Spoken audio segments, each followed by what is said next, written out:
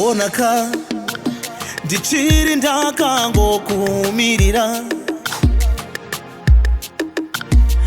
Onaka sekuvimbisa kwandakaita andiregere baby we. Onaka andikwanise kukufonera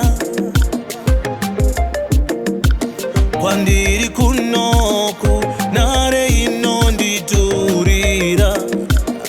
Ingawani wakatora namba dzenare ukati kufona auregere. Wakatora nyangwe nekero ukati chero chero kuyei I'll keep in touch.